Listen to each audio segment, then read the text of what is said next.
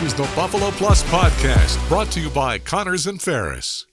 All right, welcome back to the Buffalo Plus Podcast, presented by Connors and Ferris. Mike Catalana, Dan Fates. I am Jenna Cottrell. Please be sure to like, comment, and subscribe to the podcast, as well as share with your friends if you enjoy our work. All right, gentlemen, Bills, Dolphins, what a game this weekend will be. Let's talk about these two teams. Mike, I want to start with you. Just where do you see these two teams stacking up heading into Sunday? I like the 180s on these teams, right? I think if you looked at it and said the Dolphins are the offense, the Bills are the defense. Now, the Bills still have Josh Allen and the Dolphins still have talented players on defense. So it's not totally one way or the other. But, Jenna, I look at them as just being one's Buffalo, one's Miami. You know, one's got Mike McDaniel, the other has Sean McDermott. They're kind of opposites. They're almost mirrors of each other. Both with outstanding quarterbacks, though. So I love the matchup. I'm hoping that this is just what we get for Bills Dolphins for a long time. It's a little bit in the sense of what we thought the Jets matchup week one would be, in the sense of you have a team like Miami trying to prove themselves. Now, look, they made the playoffs last year, but they're trying to prove that that wasn't a fluke and that TUA and McDaniel and this offense are legit, and they're one of the best in the league. And again, it's going up against the Bills team, which is, again, trying to prove like, hey, this is still our division. And I know it's a week 4 matchup, and I know that it's just, we're checking it one game at a time. It's a massive week 4 matchup because falling to 0-2 in the division is a tough hole to dig out of. That's when, Mike, as you've always said before, looking back, we may look back at that Jets game come week 18, say, damn, they really missed a chance to lose to Zach Wilson. But right now, again, it's the Bills proving that this is still their time. I think it's so funny looking at these two teams because I feel like Miami has all of that sizzle, like flashy, you know, these explosive plays, all the speed. Then you look at this Buffalo defense and it's more of like playing fundamental football, getting pressure on the quarterback. The defense kind of has been leading the way. And I think it's kind of indicative of like what people think of the two cities. I just think that's kind of an interesting like thought that I have going into that, because it's like one is the flash, one is the sizzle, and like one is more the steak. I don't think there's any doubt. And I think Buffalo fans were dying for years of going, why can't this team be good? It's Miami, you know? I mean, the Heat have been good. Will Manso, we did an interview with him. It'll be on the channel on Friday. And, you know, he's been covering the Heat going to the finals. He's been covering the Marlins trying to make the playoffs, you know? They've had a lot going. They got Messi playing in Miami, like, and all the stars, and everybody hangs out down there. And you got Buffalo. And we love it, but it's Buffalo different against Miami. Yeah, it is a little different. Dan, do you think that where these two teams are at right now, do you think, in your opinion, you're like one team is dramatically better, or how do you view that? Not dramatically better. And it's also tough because I'm still trying to figure out where each team, like, we're still so early in the season. Yeah. And that's why I think that, like, they're coming off scoring 70 points. And then you're like, well, Denver really sucks. And you're like, well, the Bills have played two crappy kind of teams too, and the Raiders and the Commanders. So, like, you're kind of sitting there. And again, the Jets game is just weird. It's just going to be a weird game that we look back on. Like Mike and I always like to say, we still think the Bills are going to win that Jacksonville game from 2 years ago. Like we're still kind of confused about that game.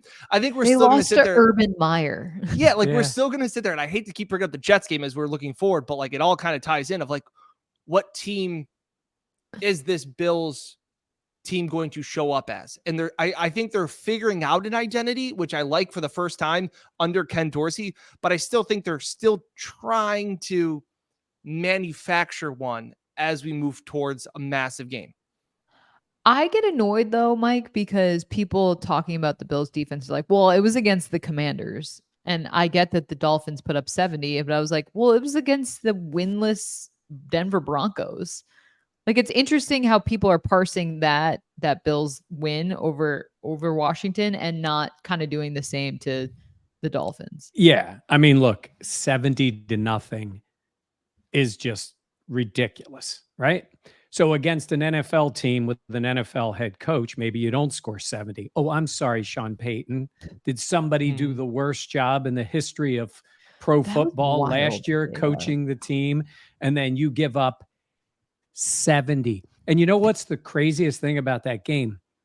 10 touchdowns, 5 offense, 5 defense. Like, they didn't have a pick six. They didn't have a punt return.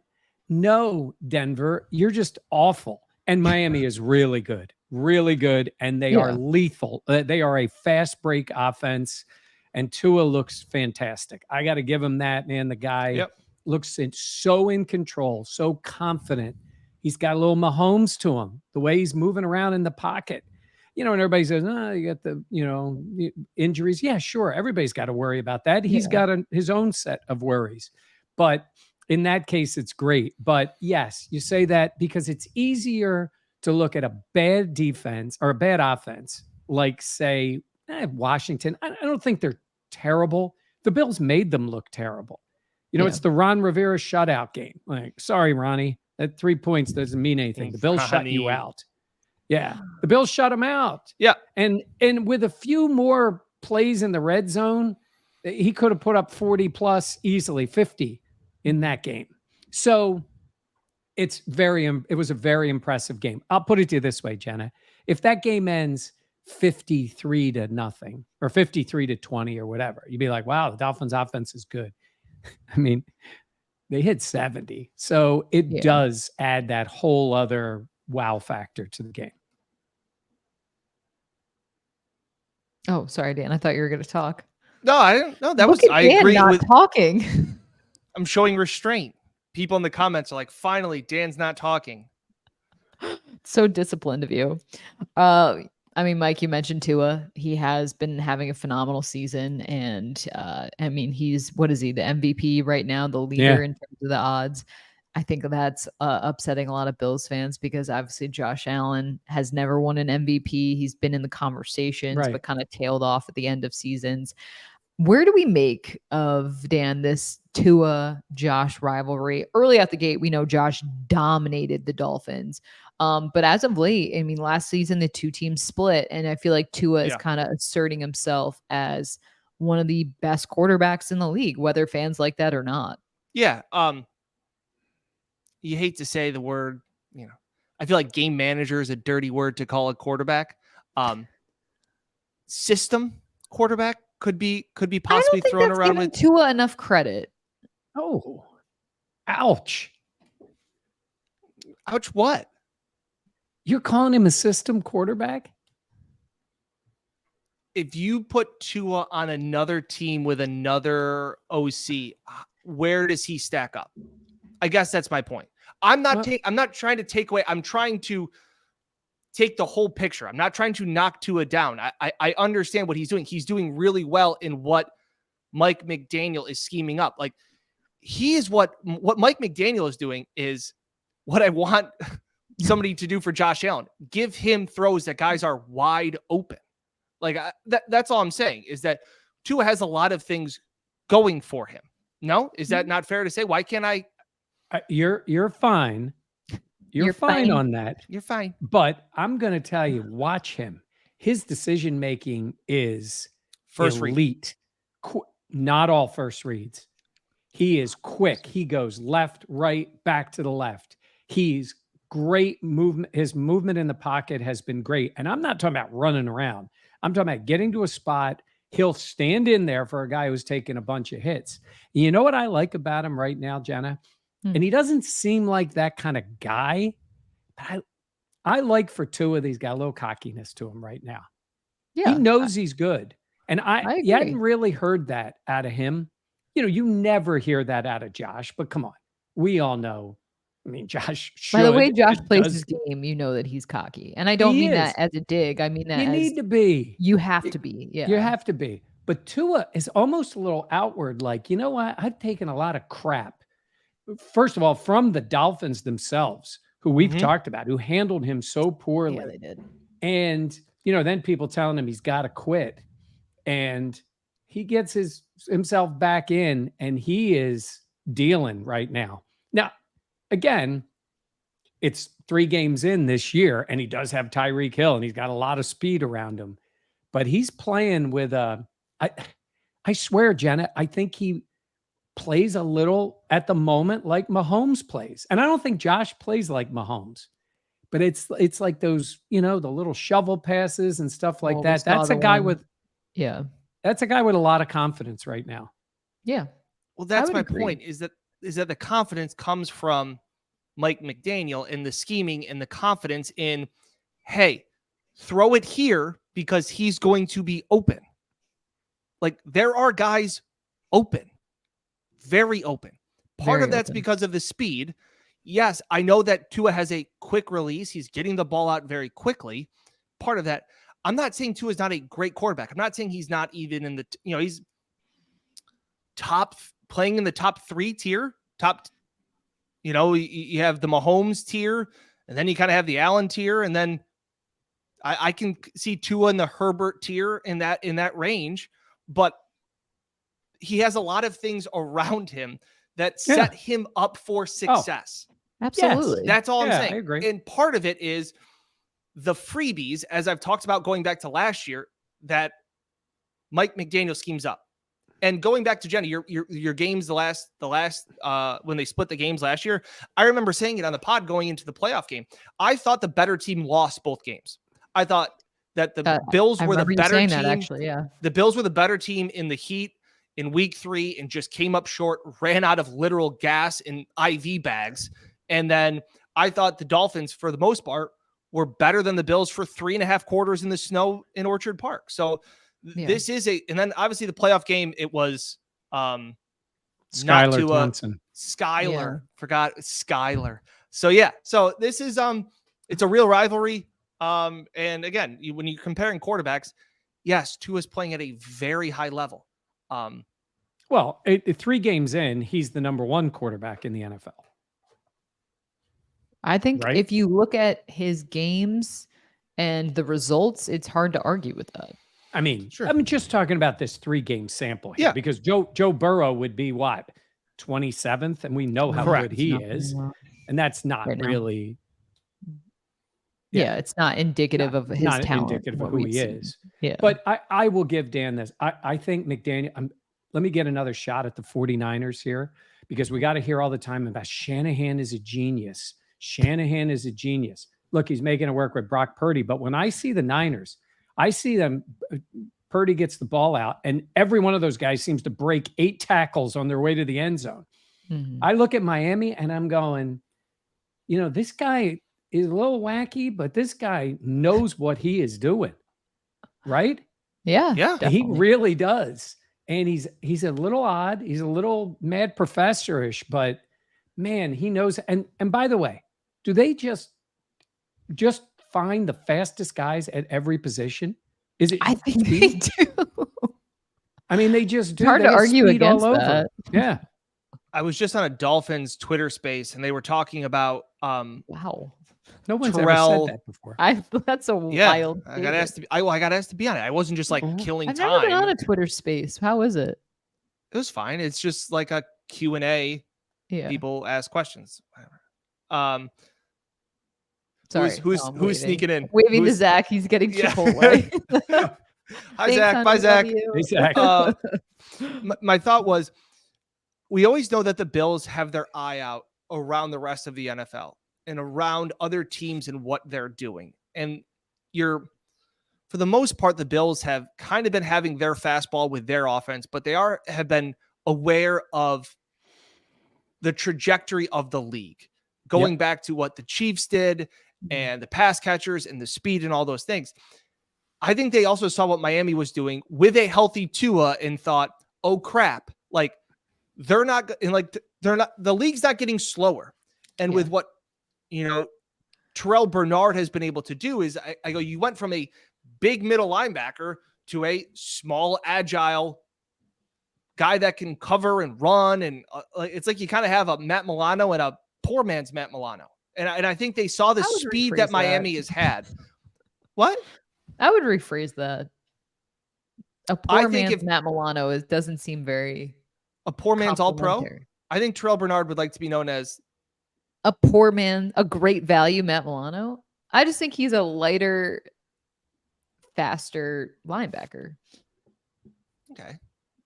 Like Sorry. ideal is Matt Milano. My ugly penny, whatever my comparison always gets like. I just feel like if you were being described as like, yeah, he's like a Again, I got to call out a little bit. Poor man's Dan Orlovsky is not really. Would love it. Dan has some old man phrases. Jenna doesn't like the old man phrase. She doesn't really recognize old man phrases. Dan's got a few. By the way, Dan, a couple of things. One, again, it's bad penny, not ugly penny. And two, you said the Bills ran out of literal gas at the game, which. And then he added IV bags. I know, but like literal gas doesn't make sense. What did they eat something bad before the game? No, I mean, it's kind of like. Yeah, my literal and exaggerations are good. Epic. They're good. They're good. Okay. By the way, I know we got off on this side. No, but this game is awesome. And it's Sunday, 1:00, 75 degrees, because obviously Jenna's on the field shooting the game. So the weather's going to be perfect. This is awesome. I say to you guys, I can't wait for the game Sunday. I think it's going to be great. I think it's going to be a great game. Yeah. But this game would usually get hijacked by the network to be 8:00 on a Sunday night. And I kind of like, wow, let this one go early. Maybe they weren't sure what the Dolphins were going to be. And I think it's awesome that it's in Orchard Park at 1:00 with great weather. Yeah. I mean, I think this sets up for what the division will be for maybe years to come. And that makes it exciting because we've seen the division get so much better over these last couple of seasons. But, we always talk about it. Like, to be the best, you got to beat the best. And it's going to be a huge test for this Bills team. And I think there's a lot you can learn so much from this game. Like, this could be where you realize what you do well, what you need to improve on. Almost like a benchmark game, because let's be real, the Dolphins are playing really, really great football. Yeah. And you know what it is too? I mean, Tyreek Hill is incredible. Yeah, he's so good. And you remember Dan Bean talking about him with speed. He's like, hey, if there's a Tyreek Hill out there, tell me where I can find him. And yeah, I mean, he tortured the Bills in Kansas City. Mm-hmm. And it's funny, he hasn't been that great against the Bills for the Dolphins. Like, I think Correct. Waddle, I'd have to look at the exact numbers. I think Waddle's actually been a little better, Mm-hmm. but Hill he is one of those guys, Jenna, when you watch the game, he just moves differently than everybody else. When is he going to slow down? And he always looks like he does something to his hamstring and then he's fine. It's just like clockwork. The only guy I ever remember moving on the field with his speed that almost looks like a video game to me, and there's been a lot of fast guys, was Dion. I mean, Dion, when he would punt, return, or intercept a pass, the fastest guys in the league weren't keeping up with him. He had not only great speed, but great football speed and great instincts. And this guy, I mean, you've seen it, Dan. We saw it in Kansas City. You make one step the wrong way, he's gone. It's not like Tua's throwing the ball up 70 yards in the air. Yeah. He's getting them to him, and these guys make plays. And then he got Waddle. We'll see, right? Coming back, right? Yeah. He's practiced full. And then they got Mostert, who's like the fastest running back in the league. And then they got Devon Achane, who was an All-American sprinter at Texas A&M. Yeah. So fast. And by the way, you're right. It is Achane. He had always been under Achane. And when we talked to Will Manso, he goes, we just found this out. So Achane. Yes. Achane. And how I do you did a combat reel that? on him. Yeah. And in combating this speed, Jen and I talked about it when we were up at practice yesterday, as we record this on Thursday, the sense of Sean McDermott kind of seems like he has almost like a laughable state of like, I don't know, like we keep like reporters, here we are sitting down, like all of us in our quarter zips being like, how are you going to slow down this team? And like, he's almost kind of like, I don't know, if you guys have any suggestions, I'll be happy to take them. Like, it's gotten to that point. And Sean talks about its fundamentals, it's staying true to who they are. And then Taron Johnson kind of went off of that and said, you have to be physical. And my question about being physical, and the Chargers did it to them last season. That's kind of what started to expose the Dolphins when I think they had a 3 or a 4 game losing streak at that point, sometime middle of the year, because the Chargers were able to press them at the line. The Easier Patriots, said than done. Tyreek Hill. Easier said than done. If you are able to press them, that's great. You throw off timing, you throw off Tua, who still loves his first read. He has shown the ability to get off it, but he still loves his first read. But if you don't press them and successfully bump them and throw them off, they're by you. So to combat them not running by you, you play off 10 yards, and then you can't be physical with them. So it's damned if you do, it's damned if you don't. And then you throw in all of the pre-snap motion that they throw in, which I love, which I hope Ken Dorsey watches their film and says, hey, we should do some of this stuff. It's really successful, because when they did it against the Commanders, it worked really well. And we're talking all about the passing game, right? We're talking about Tua, all these things. All that pre-snap motion also helps disguise their running game, which is really good as well, because all of a sudden you're seeing Tyreek go in motion. You're going, okay, I got to follow him. And then Achane hits a hole and is gone for 50 yards. Like it's a Bills' multi-level attack. Yeah. I'm sorry, Dan. The Bills' biggest issue is when you send somebody in motion, there's one guy you're afraid of, right? It's Diggs. Yeah. He's the one guy. Miami's got about 4 guys that can impact you with that speed that puts pressure on everybody. So it is a little different. The Bills use it to get some openings. The Dolphins use it to get huge plays, big plays, quick plays. So, hey, look, they're not perfect. They're really good. Their offense is lethal at the moment, but this is going to be a different game. I kind of love the fact that they're coming off the 70-point game. If you're the Bills, you wish they would have scored 80 last week, because that's a big number to start out with when the game begins. It's like, wow, we just put up 70. What are we doing this week? Oh, Tyler Bass has been named AFC Special Teams Player of the Month. Nice. I wonder if the Bills will be you can't be using him a whole bunch to beat this Dolphins team. You got to be able to finish drives. Yeah. Yep. And Josh Allen actually talked about that, though. He's like, going off your point, Mike, of them scoring 70, it's like you pay attention, and not that you don't pay attention on other weeks, but it's like he made it seem like you kind of hone in more on those details, on the details of practice. Like they have your attention essentially, which I think is fair. Like obviously every week when you're preparing, you are focused on the details, but when a team puts up 70, you're like, oh snap. Like we really got to be making sure that we're on it, because this team they've done it before, man. What if they do it again? Yeah, we talked 70, but we talk about McDermott, McDaniel.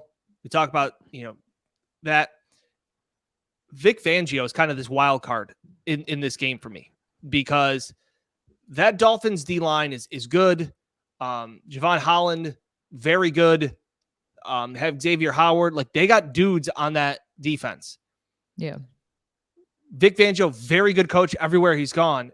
The only time I remember him going up against Josh Allen, though, was 2020, Denver. And Josh tortured him. Like, I think that was one of the games that Josh was like nearly perfect in that season. So kind of trying to marry those new coordinator with guys that and how that works out. And again, have they really been challenged by an offense like this? They played the Patriots. They played Denver, who stinks. The Patriots offense isn't really what it needs to be. I see this game being played in the 30s because I like both offenses against these defenses. Yeah, and the Chargers got to them. I mean, the Chargers scored a bunch in that first game. It's first game, but the Chargers scored a bunch and Dolphins pulled it out. Yeah. No, it's very true. And Dan, you mentioned the coaches. It is so funny looking at this coaching matchup. Mike, like you have McDaniel calling the offense, younger guy, interesting character, a bit more, I don't know, what would you say? Like casual maybe, where I feel like McDermott calling the defense more of old-fashioned, disciplined, like even their styles of what they do, I think it's kind of an something that in terms of like looking at both of them, you're like, they are just very different. Is Sean the cool guy amongst the two of them? No. Sean is like No. old-fashioned. In I'm comparison, saying Sean is- is the old-fashioned buttoned up. Let me tell you, McDermott, I'm saying McDaniel Mhm. is really quirky, says Yeah, but it some- works for him because they it win. works, but I'm talking about he's not like he's not Sean McVay, right? He's Mike McDaniel. Like, and when it's working, he looks, this is what I always say about coaches. When Belichick was winning, he looked stoic. Now he looks lost, right? McDaniel looks quirky genius when it's working. When it doesn't, he'd be, what was that guy's name in Miami that they got rid of? Was there for like Flores. Yeah. No. I'm talking about before that. The guy was with Adam Gase. Yeah. If you win and you're Adam Gase, you're cool. I'm just saying is Adam Gase was never cool. No, I know what you're saying though. It's Nick Sirianni. Like if you lose, Nick Sirianni was kind of cringy, but they were winning, so it's like, oh, that's just coach. But if you're losing, it's like that is embarrassing. Yeah. So McDaniel's getting the cool vibe now because he's winning. He's vaping on the sidelines. I think he's, again, I know that people like old man Mike, who doesn't like these, pioneer changing coaches. We've had some talks on some car rides recently. He doesn't like. No. I'm sorry. Your pioneering coach got his ass kicked against Oregon. Come on. That's a little behind the scenes of Mike venting to us on a car ride or a plane ride going, Deion's so annoying. By the way, now he's going to cut his own guys because he's out telling everybody, I still need 5 or 6 more dudes. So just keep in mind all your cool guys that are at Colorado. Deion's pointing you out. I bet he's the only coach. I was just saying, he's the only coach that's looking to get a better roster. He's the only coach that's looking in the portal. He's the only guy that says it on camera all the time. Yeah, I hear you. Okay, wait, going back. What were you going to say, Mike or Dan? I'm a big Mike McDaniel fan. From his opening press conference to, I think, like you said, Sirianni's kind of that way too. I think that's a really good comparison, Jenna, that players respect and respond to when you're true to yourself. It's the Flores, it's the Patricia, those guys that say, I'm going to be like Bill, because that's how Bill got his respect. No, you get the respect from the players. Sean is Sean.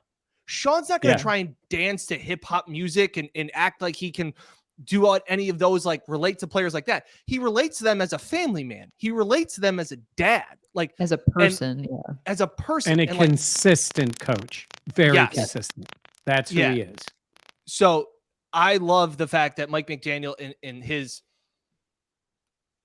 quirkiness is probably the best way, but he is who he is, and I think that players respond to that. He's not trying to be this football nerd. I think he is a football nerd that has, not only this passing attack and that's so innovative, he also respects the guys up front just in the running schemes. Like he has that old school influence of the Shanahan and things like that to go along with this new offense and this. Nobody proves us wrong. And like I said, I wish it was hotter, and everybody made fun of him for that shirt. It's like, I wish it was colder. Like, that's just the goofy guy that he is. So like, what is he going to all of a sudden pretend to be somebody he's not?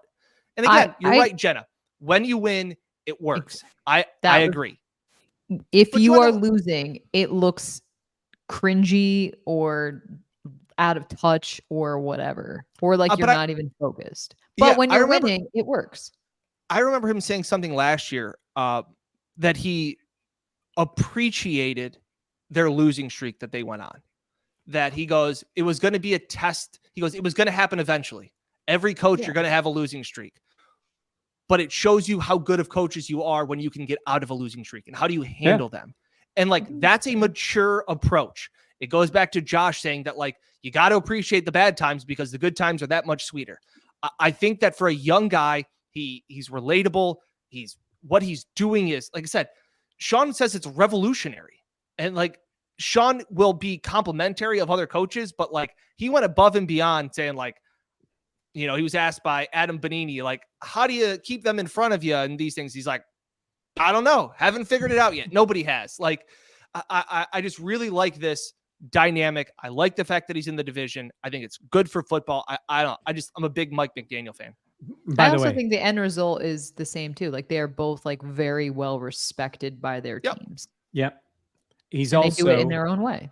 And Jenna, I think he's also pumping them up a little bit this week. Oh, yeah. What do you guys say? Sean is smart. Absolutely. Give them. They are as advertised. They are revolutionary. I get to use Usain Bolt in to play, the role. I love it. They have gassed this Dolphins team up of 70 points. Like, wow, I couldn't believe it. I've never seen anybody do that. Teams that have scored over 50 plus points are 1-6 against the spread the following week. Yeah. That's Uncle Dan coming through. Too many points. You didn't save enough touchdowns for the following week. Too many. All right. Let's wrap up. Oh, I do want to mention, I didn't ask you this before, but I feel like it'd be fine. But I have my fundraiser tomorrow. So if everyone's cool with it, I'm going to put the link to my fundraising page for the Leukemia Lymphoma Society's Light the Night. It's for local cancer patients in the Western New York area. That money goes to the families and patients and providing them with a better, whether it be helping out with medical bills or grabbing dinner or transportation to and from hospital visits, all that stuff. If you would like to donate, check out the link. I'll put it in the description box. That's something that I'm excited to help out with. And I don't really know. It's tomorrow. 6 years. 6 years. You know what? I really, I've had a lot of people reach out and it's so sweet and so nice. So I just really appreciate it. So thank you to everyone for the support. And one last thing, not in that same vein, but Jenna and I will be going to London for the game next week. What a segue. Well, I wanted to say this at the end, and I know, I'm trying to keep you from crying. And I just want to let people know, if you're over there and you're from there, or you are a Rochester, Buffalo, Western, wherever, and you're going to be in London, send us a message. Let us know. We're going to be out. We'll be out before the game. We'll be at the game. You'll see the Buffalo Plus stuff. So reach out. I know we had a young man who came up to Dan and I in the airport. He's from London. Then I ran into his in-laws, and they gave me his information, and I can't find it. So you know who you are. Reach out to us, because it was cool. He watches us all the time from over in London, and now he's got the Bills coming to see him there. That's cool. We're excited for that. Yeah. If you see us, or if you want to give us a message, just reach out on Twitter, DM, stuff like that. We would love to meet up and maybe do an interview. And I think that's going to be really cool. I can't believe we're leaving so soon. Yep. Yes. Jenna teased, her supporting her cancer journey. Mike teased London. If anybody has any advice for somebody that has 2 kids, because 2 kids is just a lot of kids. Any advice, you can drop that in the comments below. Wife and we're laboring over here. We are struggling. We're just surviving. So I would say survive in advance. Just have a third. 2 is so many kids. What is the Jim Gaffigan like? What's it like having kids? Having enough. It's like you're drowning and then somebody gives you another baby. I love that. I got to go upstairs and help. Yeah. Okay. Yeah. I know Mike has to go too. Check out the Buffalo Plus store, buffaloplusstore.com for all your Bills merch or Buffalo Plus merch. Yikes. Please be sure to like, comment, and subscribe. Share with a friend if you enjoy our stuff. For Mike and Dan, I'm Jenna. Thanks for joining us here on the Buffalo Plus channel presented by Connors and Bears. Thank you. Woo.